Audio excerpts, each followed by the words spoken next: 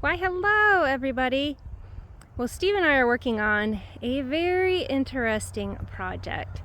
We had a pile of soil in an area that we're not using at this time, and we've had this very strong desire to help a lot of these plants move into new places that can't easily move. So, for example, goldenrod and asters, they move around via the wind. The wind moves their seeds, and so they have an easy dispersal mechanism, which is why we see them show up early on in areas that are being restored, which is way cool.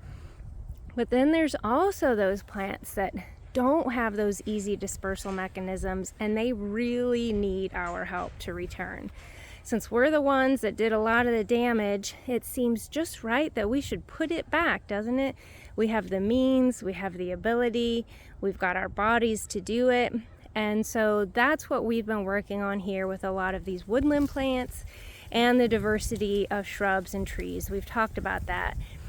And so I just really wanted to hammer home, though, that real intentional purpose to help bring back plants that can't get back to your land easily.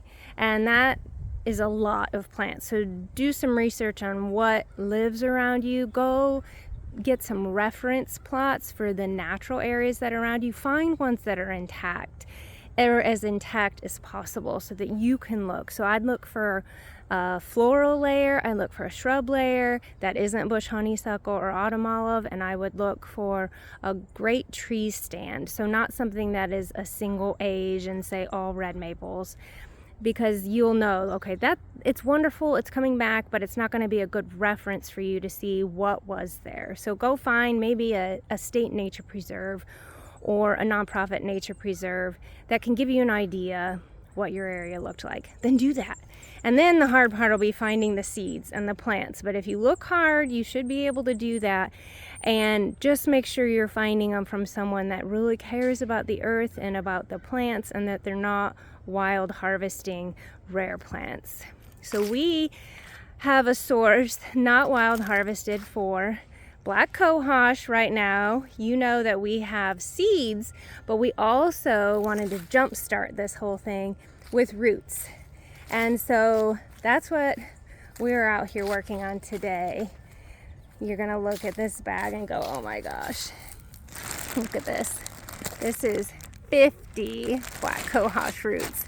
This bed isn't really big enough for the recommended spacing, so we're just gonna put them tighter, and then we will dig some up, move them to different places, also work on selling these. So we want to become one of those suppliers for you over time. These plants take a while, so we've got to learn patience too, and we have that. We got time. We got to be on plant time. Here's the other one. So we had that pile of soil, and we have all these boards just stuck in the green barn, and so we said, well, let's just use them. And so in this one, let me get on this side. That's east facing. So you can see that bed is going to be on the west side of those trees. That's going to take a little more sun, which is great. That's why we're putting the black cohosh there. They can handle drier conditions and more sun. This one is mostly north facing. And so in this one, we're going to put Trillium grandiflorum and Sanguinaria canadensis. And this, canadensis, I always say canadensis. So this is, oh, let me just pull these out. Right here, look at this. That's black cohosh. Look at that living part. And then this is bloodroot, and it's known for that because if I was to snap this right now, we'd get some red fluid coming out. And then this is Trillium grandiflorum. Also, remember, none of these are wild harvested. So once you have these established, a person is able to divide them, keep making more. And of course, you don't want to do that and fill your whole property with the exact same plant, because that's what divisions are. You have the same genetic material. You're going to want to get some genetic diversity in there, but it's a way to spread them further into the world, and then also work on growing seeds and gathering from other areas.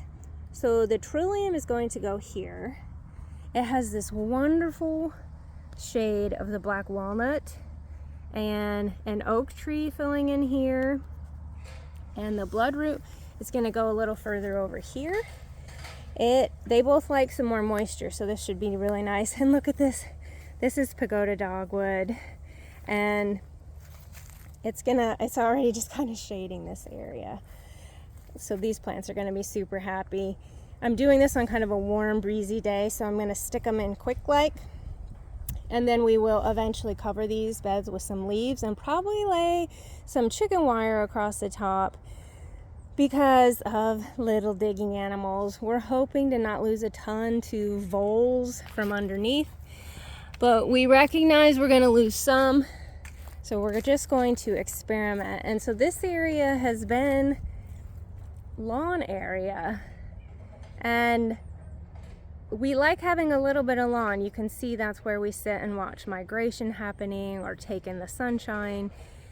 And this is going to fill in with more shade over time. This is a persimmon in the middle, but we didn't need this much lawn. And it just came together so perfectly. You know, when you just have one of those ideas and then you enact it, and the whole time you're just so giddy with excitement because you're like, oh my gosh, this is actually happening. This is right. And oh, I can do this. And this is my act of joy, and my act of earth love, my act of responsibility to the planet. There's so many things. I could make a huge list on that. So I'm going to get to planting, but I really want all of us to think about the plants that were here on the lands we are tending and the ones that are having a really hard time coming back, just because of seed dispersal mechanisms, and also probably because they're very few in number. So let's work on also bringing those plants back and protecting them.